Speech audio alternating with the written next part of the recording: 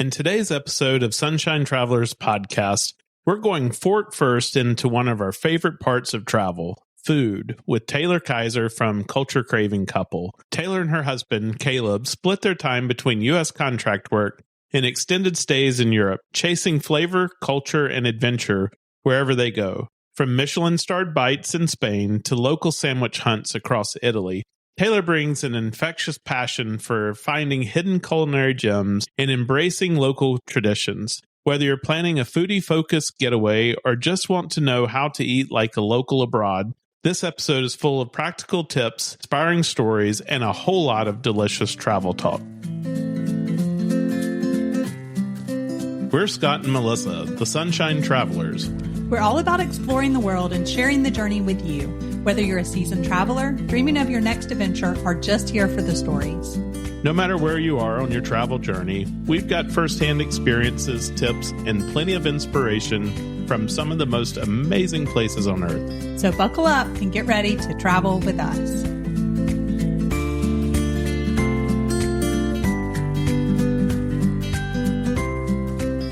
All right. So full disclosure, we should probably issue a snack warning before the episode. If you're hungry now, just know it's probably about to get a lot worse. Seriously, Scott, I don't think I've ever craved a sandwich as badly as from this conversation. We talk a lot about food when we travel, but today's guest takes travel and food to a whole new level. Yeah, she really does. Taylor Kiser, she's half of the Culture Craving Couple, is joining us today. And she and her husband, Caleb, they've built their travels around, key ingredients like culture, cuisine, and cocktails. And their story is super unique. So Caleb works as a traveling anesthesiologist in the U.S. on contract work, and that gives them the flexibility to live and travel mainly through Europe for months at a time between his contracts. And so while they're there, they seek out and eat very well, I might add. Yeah, so in this episode, Taylor shares everything from their favorite food destinations in Europe to how they hunt down the best local restaurants, which I'm excited about, those sandwiches, and even some cooking classes. It's packed with tips and, yes, a lot of talk about tapas. So whether you're planning your next foodie trip or just want to learn more about flavors of the world, you're going to love this one. So let's welcome Taylor to the show. Are you looking to plan your next unforgettable adventure?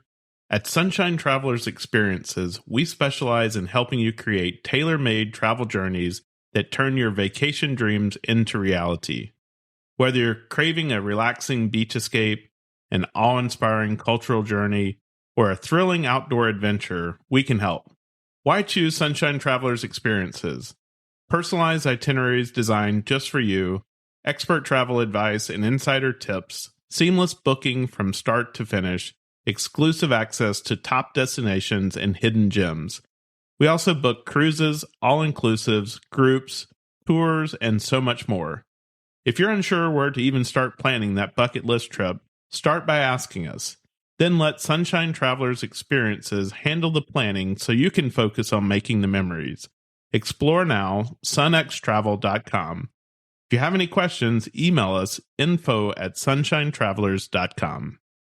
Taylor, thank you so much for being on the podcast. We want you to start out with just telling us a little bit about yourself and your husband, where and how you travel, because your story is a little bit different from a lot of people. Yeah. So, hey, thanks so much for having me on the show, you guys. I'm excited to be here. So, like you said, our lifestyle is a little bit different. So I'm Taylor. My husband is Caleb. Together, we're the Culture Craving Couple. He is not here right now, and that kind of leads us into our story. He's a traveling anesthesiologist, so like travel nursing, but for doctors. So what we do is we take contracts around the States. They're around, 4 to 6 months for one contract. And then we pack up everything that we own into a little Jeep, I guess it's a big Jeep, and then drive it to a storage unit, store it. So everything that we own is now in a car. And then we fly to Europe, and we go to Europe for 6-ish months, and we travel around and we do our thing. And then we come back to the States, and he takes another contract, and we take our Jeep out of storage and we drive to the next place, and we unpack in that house, and we just repeat. So we kind of have this like half Europe life, half working in the States life. And it's pretty great. It allows us to travel full time in the States because we're always in new locations, but also travel full time in Europe, if that makes sense. So that's what we do. That's awesome. Yeah. Yeah. And, as we're going to go and have a lot of conversation around food today, I made sure that I had dinner before this call. Me too. Yeah. So I think Melissa's the only one that didn't have a snack or anything. So yeah. So I'm super hungry.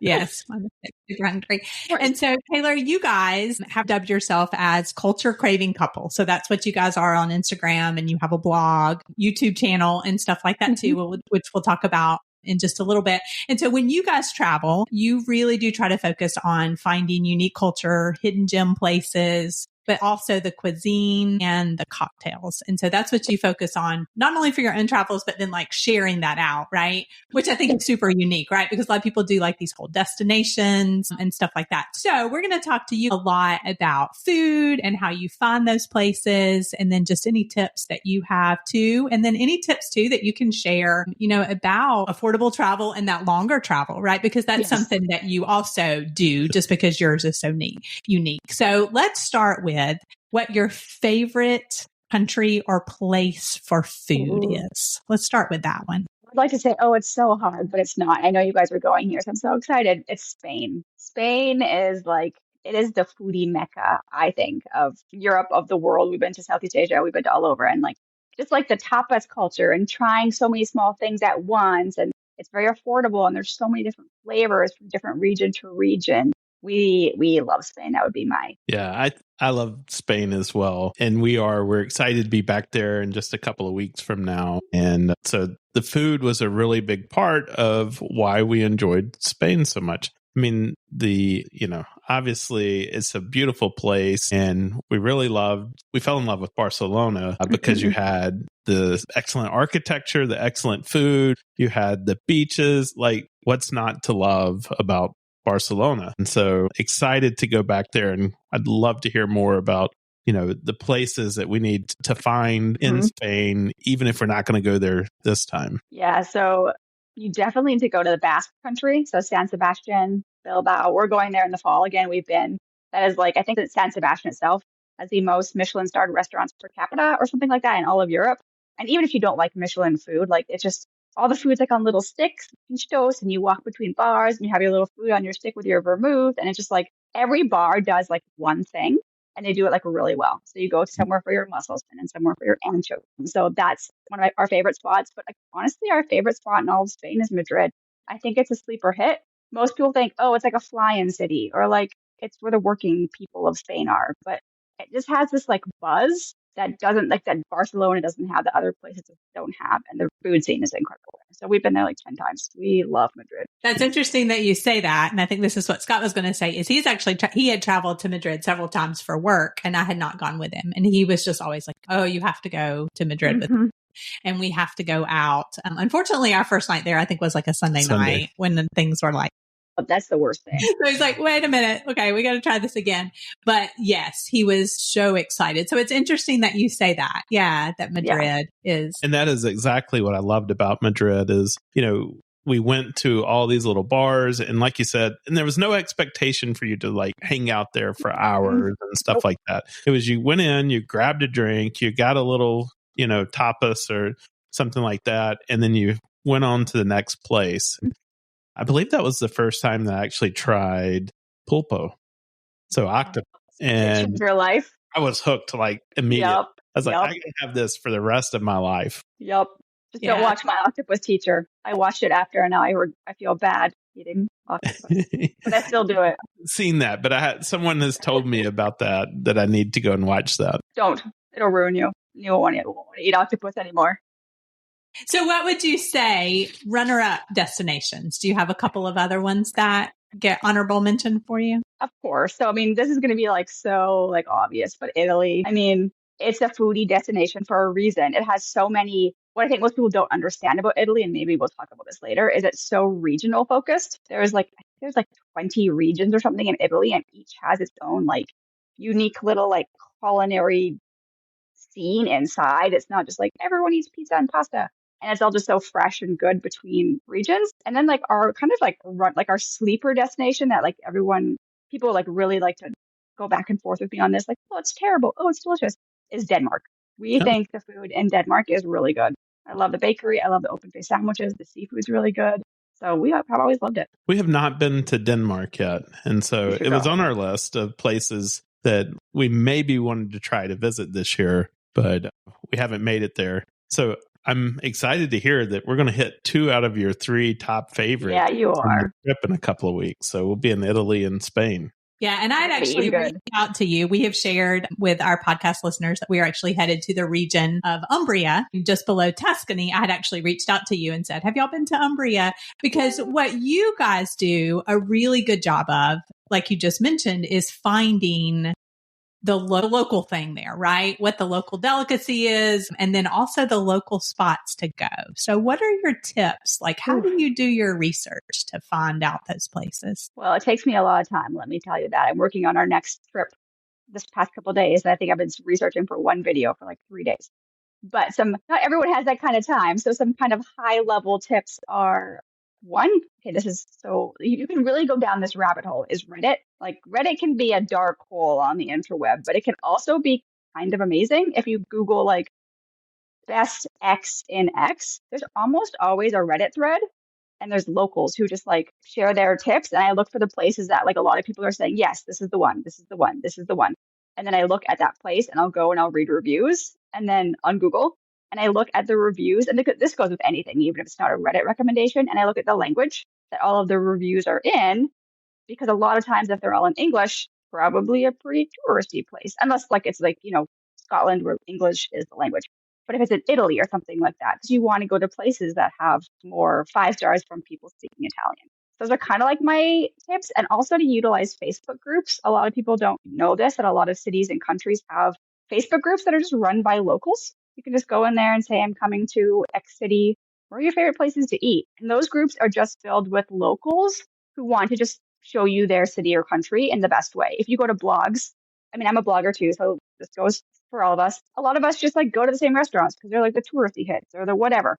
So you're going to get the same recommendations over and over and over again.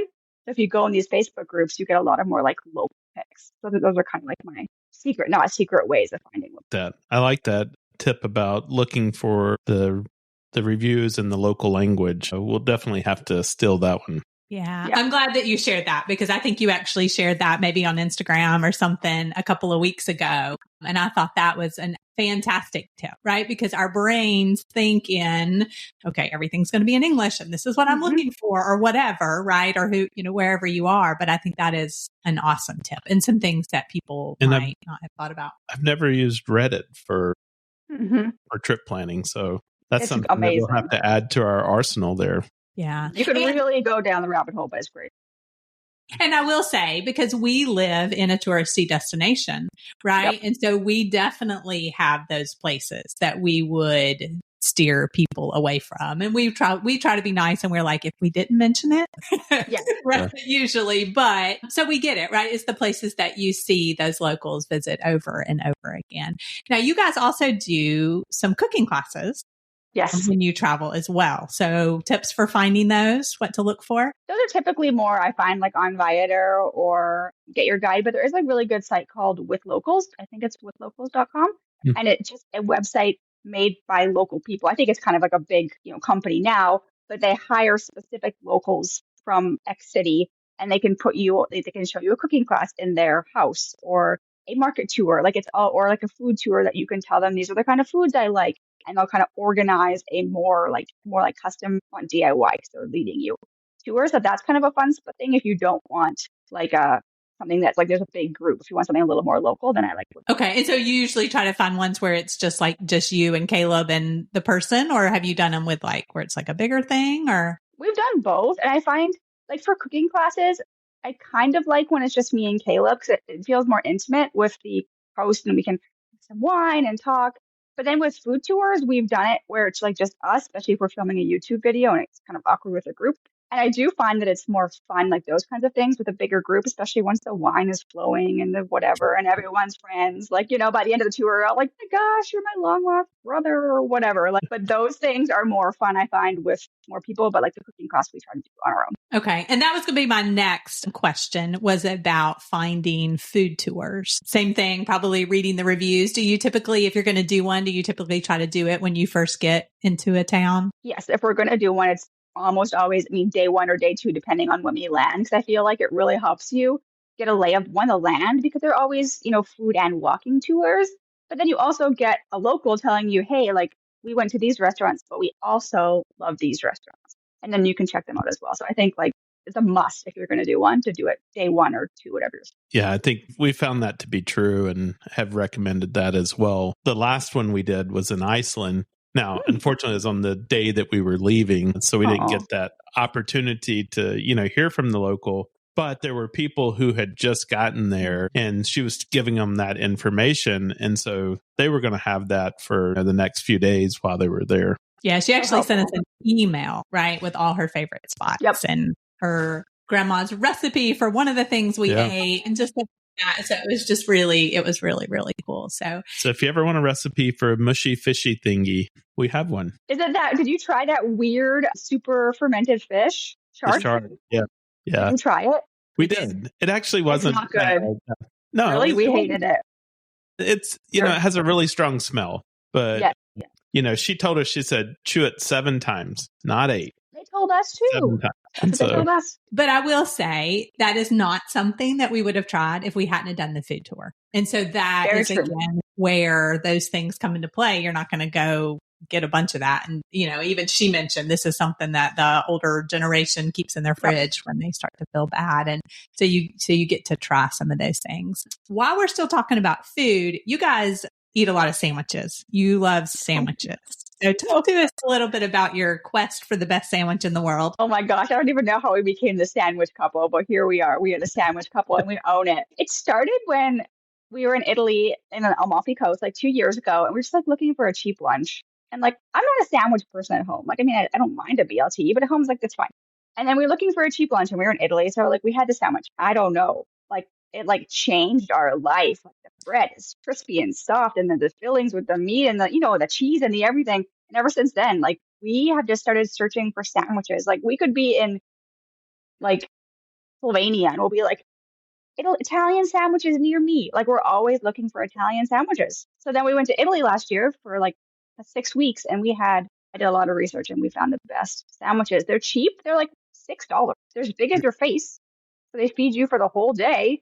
And they're just like so unique and good and have so many flavors going on. So I feel like that is the sleeper hit of Italy, is like the sandwiches. Oh, we say that too, though, about sandwiches. You don't eat sandwiches at home because they never taste as good as when someone else makes them. Nope. It's almost like a salad. You can go somewhere and you can get this great salad, but you try to recreate that at home, it's not going to be the same. It just always tastes better when someone else makes it. I agree. So when you go to Italy, sandwiches are a must. Sandwiches. Okay. We're going to have to do we'll do some Umbria research for you guys, and then yes, please go visit. Next year. So how do you pick the places that you are going to travel each year when you get ready to set out? It's overwhelming because we want to see the whole world. My bucket list at this point is just world. Like that's how I shortened it. But so I feel like we look at like, there's a little bit of strategy because we do have a YouTube, we have a blog, we want to like get the keywords and see what's trending. What do people search for? That kind of thing. So we'll kind of look at what's trending, what kind of topics people are interested in, and then kind of marry them with like, where do we want to go? That's the top places within those trending kind of content. So we usually kind of pick our top places within that. And then we'll throw some like random picks in there. Like last year we went to Romania because we wanted to. No one was really searching Romanian food, but we wanted to go to Romania. So it's kind of like the main places that we spend the most time on are kind of going to be those searchable places. And then we pick kind of just for us kind of places. I think that's a great balance. And then when everybody's tired of those people going to those, you're going to be first in the content, right? Because everybody's going to be like, oh, Romania. Okay. Exactly. They're going to be seeking that out.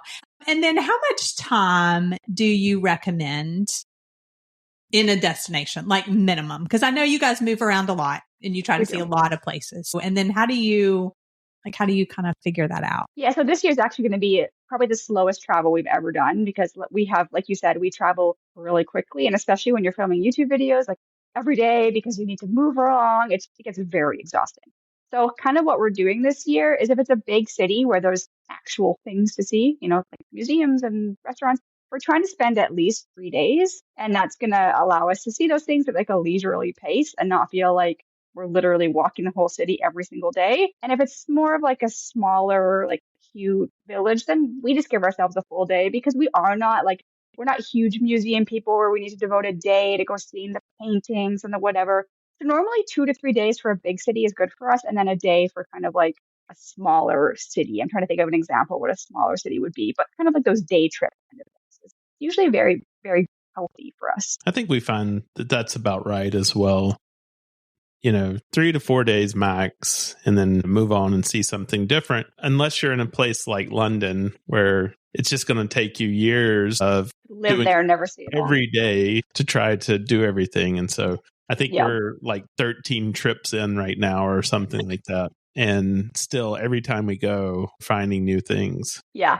London will do that. Yeah, I'm super curious to see what you guys find in London as well, because we're not big making reservation, we're kind of like, let's see see where we stumble upon, so we're not like, rushing and stuff like that. So what other tips would you have for people seeking out, I don't know, food in different destinations and finding the best places? Or do you ever let food be the guide for a destination? Like, is there ever a time where you're going specifically for the food? Honestly, most of the time we're going for the food because we're researching food things that are trending. Or like last year we went to Italy, we went to Puglia because we heard it was very local food. So I think we're kind of always going for the food because if there's not good food, we don't want to go. Okay. Does that make sense? Yeah. And that's just how it is. Because for us, we eat out for every single meal, which we are going to change this next trip because you don't feel very good when you eat out for every single meal for 6 months. But we learned that the hard way. Our bodies are not 20 anymore. But I think we mostly go for the food. But I also think it's something that I could mention that I think is also I keep say sleeper a lot, but a sleeper tip is use your Instagram places. If you go to your Instagram and you go to the little magnifying glass and you swipe over, there's a little places tab. And if you click that, you can put the city you're going in. And it's going to show all of the posts that are tagged in that location. So you could find where people are eating. You could find things that people are doing that you can't find on blogs. You can kind of find all these little hidden gems from activities to food. I use that a lot as well when I'm building our itineraries. That's kind of their little tip, I'd say. Yeah, that is a great tip, right? Because there's a lot of things that don't make it right all the way into the blog. And then I don't know, a lot of times the guidebooks are so high level or outdated, or sponsored or whatever. Yes. So. Yeah, we talk about, there was a Southern Living article about where we live, and the place they recommended you to go to had already been closed. By the time the article came out, it wasn't there anymore. And so, sometimes you have to just wonder about these articles that are just kind of mass written or mass produced. Yep. Did they just use AI or something like that to totally generate it? Because in the same article, their top thing for you to do was to go to the lighthouse and go up in the lighthouse. Well, we do have a lighthouse, but you can't go up in it. And so, that was AI for sure. Person's never been here to this island. So that's right. So selfishly, we're going to get some tips from you on the 3 countries in Europe that we're about to go. So let's start with Germany. So we will be in Berlin and then I guess in kind of the north part of Germany. But specifically, what are some things that we should look for food-wise as far as dishes and things like that? So our favorite, so technically this is a Bavarian thing. So you may not find it in Berlin, but maybe you'll find it at a beer hall or something like that. It's a Bavarian breakfast. So in Bavaria, like Munich, they eat a big pretzel with honey mustard and this called Weisswurst. It's a white sausage and it's kind of there's a little bit of ginger in there. There's maybe some cilantro. It's very interesting, and they boil it and then you eat it with your pretzel and your honey mustard and a beer. You see these 80-year-old men, 9 in the morning in their lederhosen, their beer and their Bavarian breakfast. It's amazing. We stuff about all the time. So if you can find a Bavarian breakfast with a Weisswurst and a pretzel, you must, and have a beer with it because it's cultural. And then I would say go to the sausage stands. They're just really cheap, but currywurst, which is kind of like a sausage with a curry ketchup and fries. I'm sure you maybe had that before or you've seen it. Yeah, he loves curry ketchup. Gotta have the currywurst. Yep, that's for sure. And then one thing that we really love is spatzel, which is these little dumpling noodles, and specifically Kaiser spatzel which is like cheese noodles. It's basically like our macaroni and cheese, but like 10 times better. So I would say that. Duck is really big there. So duck with red cabbage, really delicious. Of course, schnitzel, bratwurst, like all those German things. Bring your stretchy pants because Germany food is not nothing. And then for drinks, try a Radler, which is beer with sparkling lemonade. I'm not a beer girl, but that's like a way that I can go to the beer gardens and enjoy. Yeah, I really enjoy a Shandy or Radler. Mm-hmm. Yeah. Great. I think those are. And a lot of people may not know this about, and I don't know all the times a year that you've been to Germany, but hopefully the white asparagus will still be in season. Yes. Because when that is in season, that is fantastic. And they serve it, with Well, we have a reservation for the restaurant where you had that white asparagus. Pretty sure it's very good. We'll have it. Okay, so then we're going to be going to Italy. And so thankfully, we are going to be walking. We're doing a walking tour. So we have 5 miles, then 6 miles, or 10 miles, and then 11 miles. Yeah. So we'll be walking so we can eat as well. So I know that you said Italy is very regional. But what are some things that I guess we should look out? So I'm trying to think. I mean, because I have been to Umbria, so I can't give you what their regional foods are. One thing that you get all across Italy. Have you guys been to Italy? You have. Yeah, you've been to them up. Yeah. So you probably had these, but the cornettos with the pistachio cream for breakfast. I'm sure you've had the little. It's like looks like a croissant filled with pistachio cream. Very delicious, very rich. But that's all over Italy. So definitely eat a lot of those. I'm trying to think. I mean, there's like the pizza and the pasta, but those are so like Rome-ish. I don't know exactly because I don't know about Umbria.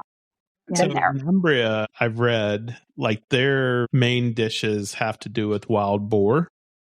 Oh, okay. And then truffles. So truffles and wild boar make up a lot of their dishes. So similar to Tuscany, because I know Tuscany has wild boar a lot. Like and it's literally, it's like the regions, they touch each other. So you've got Tuscany and Umbria is basically still wine region. So it would be very similar then. And the Sagrantino wines. So I think that's the wine of the region, or the grape that they grow there.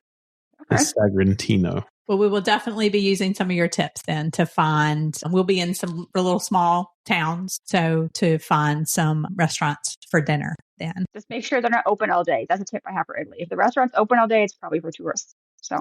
Okay. Yeah, they should close for the afternoon. Lunch, dinner. Okay. That's a good tip. That is a good tip. Well, let's switch gears back to Spain. So from Italy, then we are going to head to Barcelona. So give us a little primer. We have done bar crawl tapas before, but for people who are not familiar with the process, how does that work? And what kind of should you look for? And what's the etiquette and all the things for tapas? Yeah, so we did not do this right the first couple times we went to Spain because it is, like you said, it is very overwhelming. It's like so many things happening at once. And what do you do? So kind of the etiquette. One is, I always tell people, first off, embrace the awkwardness. Like if you get weird about it, like you're just going to like stand out even more. You're already a tourist. So like you already stand out. So just embrace it. Just go. Like if it's busy, slide up to the counter. Like it's fine. That's what Spaniards do. Like just embrace that. Don't bring a big backpack. People don't really realize this. And they bring like a big bag and then they're hitting people because it's literally like sardines. So you just want to like be able to go in and be smooth. Like bring a little side bag or something like that. And then the actual etiquette is, like we said earlier, most places you just go for maybe one or two things. A lot, like when we first started tapas crawling, it wasn't even a crawl. We'd order a whole dinner at one restaurant. We just get like, 10 tapas. We're like, that's it, yay! It all looked so good, though. It looks so good. It's true. It looks good. But you want to have like 2 or 3 things and don't order everything at once because a lot of tapas, not all, but a lot are pre-made. So if you order them at once, you're just going to get like a slew on your table and you can't go and like enjoy it and go slow. So maybe have 1 or 2 things with a vermouth, not a sangria. Sangria is for tourists.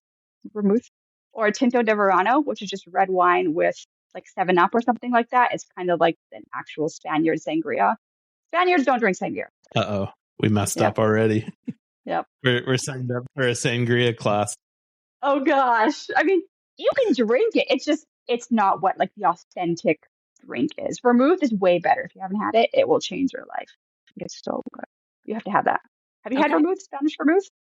Have you had it? Not, no. I don't think so. Not. How do they drink it? Just straight with like some olives and like a little orange peel in it. It's sweet vermouth. It's not like Italian Campari. It's really good. Okay, that's what you have with your. Had it like in a mixed in a cocktail or something like that. No, it's completely different. Dark. We have it at home right now. We literally bring it back from Spain because it's so good. So you have that, or your Tinto de Verano if you want something more light, the red one with the like 7-Up or something like that, or Squirt. They don't have Squirt, but it's something like that. And then you do your tapas, or order 1 or 2 things, go to your next place, get a couple things, and just keep going as the night goes. And that's kind of like the proper etiquette. Okay. Well, sounds like a lot of late nights in our future. Starts at around 9. If people are going before 9, it's probably not going to be very local because most restaurants are going to open at 8 or later. Plan for late. Bring some energy drinks, bring some coffee. Yeah. A late night. Well, so that's what I found when went to Madrid was that, you started at 9 or 10 and went on. And so when we were going out that night and it was a Sunday night, I told her, I said, well, we can take the kids out to dinner because they were old enough that they could just stay back at the hotel. We were like, we'll just take them out to dinner, feed them. And then afterwards, then we'll go out to the bars. And literally everything was closing as we were going out. So yeah, for the Sunday. So that was our first. So that was the one thing that we learned. Now, what if you go to the places? So you mentioned the places that have and you call them the ones with the toothpicks. The pintos. Pinchos. Okay. Okay. So now how does that, because a lot of times they just have those like out, right? Compared to what you're talking about ordering stuff or. Yep. So what you do is you go up to the counter and if there's pinchos, they're all going to be on sticks. You grab what you want. And then at the end, you pay by, there's like different, sometimes it's a color, sometimes it's like a circle or something like that. All the sticks, you may not realize that when you're eating it, have different color codes or number codes or something like that. And then at the end, when you're done, don't throw away your sticks because that's what you pay. You put them on your plate and the waiter will come over and look at your little toothpicks and see each one has like a dollar value to them. And that's how you pay. So you just take what you want and you pay at the end based off whatever you stick. Great. And I think your best tip is just don't be shy. Just like jump in there and do it. Because if not, you're really going to miss out on the experience. It's crazy and it's supposed to be. So just like embrace it. It's so different than like our American culture. So it feels super weird, but that's fine.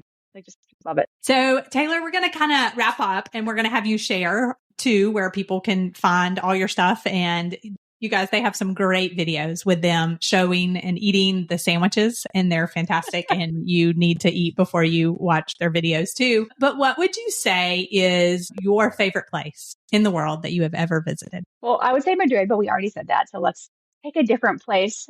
I think I could probably go back to, I can't pick an exact city, but region, Puglia in Italy. Or actually not Puglia, Sicily.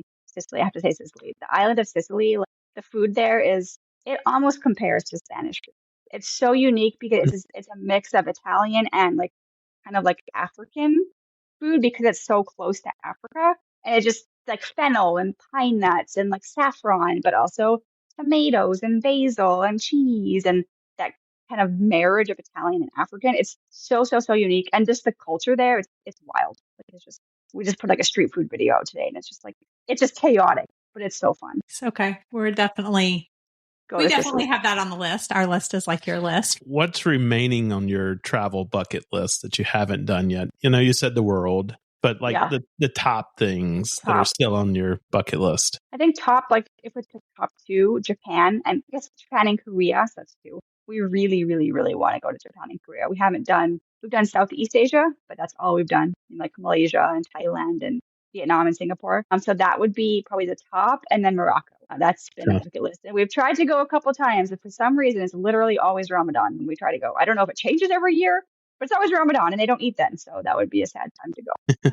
Yeah, that's true. That is definitely on our list. Scott likes to tell the story. We went to Gibraltar one time, and as you go there, his phone actually connects and says, "Welcome to Morocco." And so it's like, no, it's just right there. Yeah, you could. Yeah, of course. Like, can we get a boat and just go over there? I'm sure you could. We were on a cruise, so you would have to be back. There's a couple other times that we've been like really close to Morocco, but just not there. Right before COVID, we talked about going for a weekend or whatever. We're like, nah, that's not enough time. No, you need more than a week. Yeah, for sure. Yeah. For sure. In Portugal, I was like, how far would it be for us to get from here to Morocco? And then we tried to do it when we did our Africa trip, but we just couldn't find flights that worked for the rest of our trip. Like we could get to Morocco, but then to get to the rest of Africa, we'd have to fly back to Europe or doesn't make sense. The UAE or something like that. So anyhow, it's still very high on the list of places to go. We ended up in Cairo, and the food in Cairo is very good. Very really? good. Okay, we'll put that on the list. We had a local guide, and she took us and she ordered for us, and that was the way to go because she knew the places. You know, is it like Middle Eastern food? Like, what is the food like? Yeah, so like we had pigeon. We did have pigeon. Oh, that's a common dish there. She said when people come and visit her in her home, that's what she prepares for them. So we had that.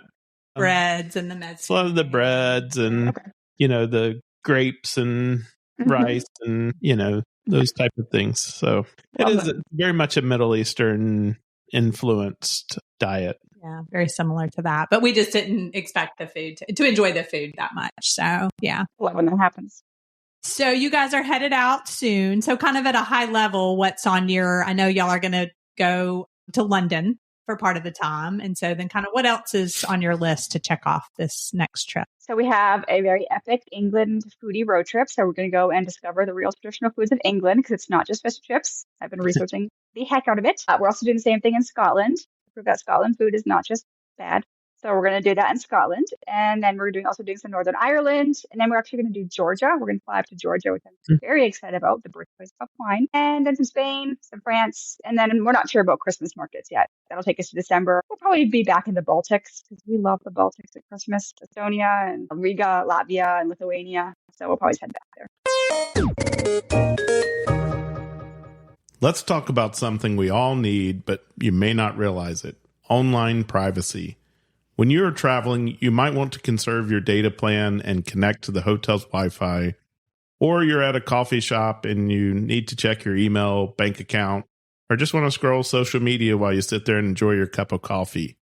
What you may not realize is that public Wi-Fi connection isn't secure, and the bad guys can get access to your passwords and other information.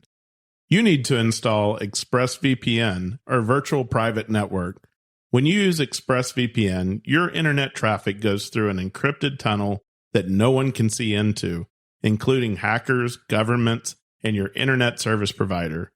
So now you can log in, scroll, and stream without worrying about the bad guys snatching your private information. I've been using it for years to protect my online privacy, and you should too. Go to sunshinetravelers.com/ExpressVPN to learn more and get 3 months free with a yearly plan, plus their 30-day money-back guarantee. So when you're in Scotland, you definitely should try to find somewhere where they do the ceremonial presenting of the haggis. Oh, tell me more. Ceremonial?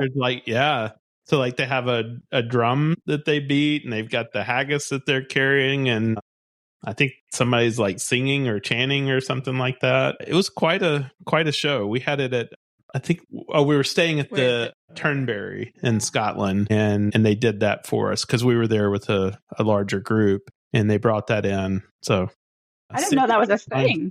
Yeah, see if you can find a ceremonial presentation of the haggis. All right, I'm going to Reddit tonight. My next hole.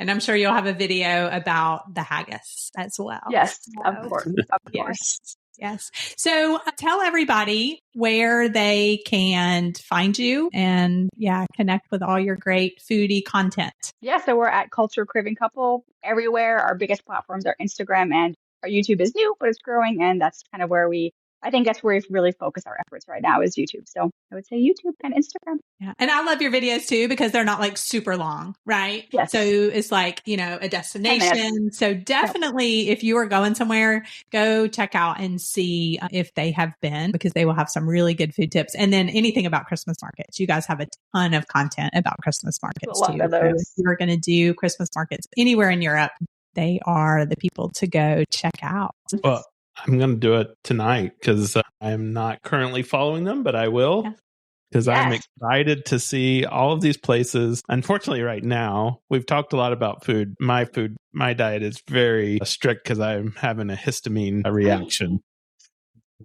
That's how to have this interview. Yeah. So I don't get to have all this great food while we're on our trip, but someday it will be back to normal, and I can't wait to go and try all these great things. Coming. It'll be better when you do it now. Be waiting for it. Yeah. Well, Taylor, thank you so much. And hopefully sometime we can meet up in Europe and have a meal together. Would love that. That'd be great. Thanks for having me, guys. Melissa, there were a few things that really stood out to me, and I think are going to help us do some better planning for food experiences in the future. And one of those was using Reddit. So I've never thought about using Reddit for that in the past. So that's something that we're going to have to dig into. Then she also talked about looking for reviews in local languages, and never crossed my mind at all. I think you had heard it on one of their episodes or something like that, and talked to me about it recently when we were preparing for this, but it's just not something that we've done before. And then finally, using the locations feature on Instagram. I'll admit, I'm not an Instagram expert. I enjoy, flipping through and watching reels and stuff like that. But that's something I didn't know that even existed. Yeah. And that's so true, because so many people casually share those types of things that aren't going to make it into long form YouTube content or blogs or anything else. They just casually, show that and I'm here and different things. So I think that is a really, really good kind of insider tip. Yeah. And then the other insider tip that I thought was really good is she said, if the restaurant is open all day, then it's probably for tourists. And so looking to see, do they have that time where they close in the afternoon? So we're going to have to really check that out. Yeah, I think she was probably referencing Italy for certain, but we've seen this in other countries as well, where they actually close right after lunch. And then I guess they prepare for dinner at that time and stuff like that. And then they reopen for dinner. And so paying close attention to that will help us find those true, authentic restaurant experiences. Yeah. And I imagine that's definitely true for Spain too. And if they open for dinner too early, it's not for the locals as well. So also we'll have to remember the tip about just jumping in and ordering the pinchos and the drinks. I guess the vermouth is going to have to replace the sangria that we've had there before, but we haven't seen that. So we're really excited to dig in and do that like a local. We can still do the sangria class, though. Yeah. Well, I thought it might be fun to just kind of wrap up this episode with a few of our food stories from travel. And the first question I'd have for you is, what would you say is one of the funniest or strangest foods that we've ever had during our travels? So I think that time, one night several years ago, we had one afternoon in Milan. And then we went to the smaller town Bergamo to fly out the next morning. And we went to a little restaurant and we noticed that they had American pizza on the menu, not much description. And I think we got it out of just more curiosity. Yeah, I think we had ordered a real pizza for us to have, but then we ordered this American pizza too, just so that we could try it. And they were probably totally laughing at us. So it ended up being like little pieces of, what we would consider hot dog. And then I think some ground beef and stuff like that, and crinkle cut French fries. I guess. It was not anything like we don't even eat. It was hot dogs and French fries, right? Yeah. So very, very strange. They probably were totally laughing at us, but it was really more out of curiosity, and it was not very good. So you're not going to recommend that one? No. And it couldn't have been it was definitely kind of more of a local place because it wasn't like a big tourist, area. So I don't think. So Scott, where would you say that the best food that we've ever had? So when I think of the best food, I think of when we were in Greece in the little islands like Milos and Sifnos, and we just had that fresh seafood, like for example, the octopus that they had it out there. They had caught it that morning. They were drying it on those lines, and then they were serving it for dinner that night. And, we just had so much great, really fresh seafood there. Great cheap wine, in those little pitchers. Just having the house wine. And, to me, when I think about our best food experience, that's what pops up in my mind. You just can't get any fresher than that. And even before that trip, I was on the island of Hydra, first time in Greece, and we went to a place and they were like, okay, we're having, it's fish, that's what's on the menu.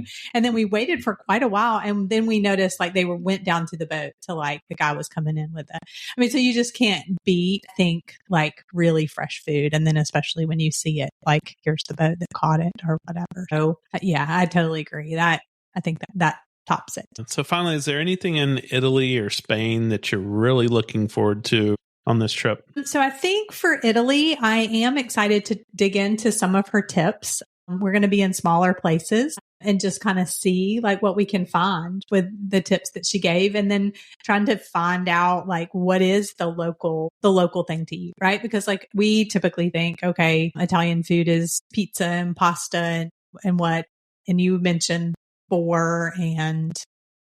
Well, so in Umbria, I read that wild boar, truffles, and the Sangiovese wine, like that's going to be dominating the local menus there. So looking forward to that. Really love the tapas culture in Spain though. And I think we did pretty well last time, but I think just having the confidence to just kind of to jump right in and just try things. And so super excited for that. And not over order. Yeah. And not try to go to a bunch of places. Yeah. But I think one of the problems is it's always like we're starving when we go there. And so, it's hard to just have that one little dish and then, or, a few little bites and then think about going somewhere else. Because usually also like the glasses that they give you to drink from, they're pretty large. And so you can't do a whole lot of that. So I think you almost have to be comfortable with saying, you know what, I'm not going to finish that drink as well. Yeah, I think that's... And I don't think anybody in Spain is going to judge you on that either. Yeah. I think it's part of the culture is just to have a little bit and move on, and there's no expectations. Yeah.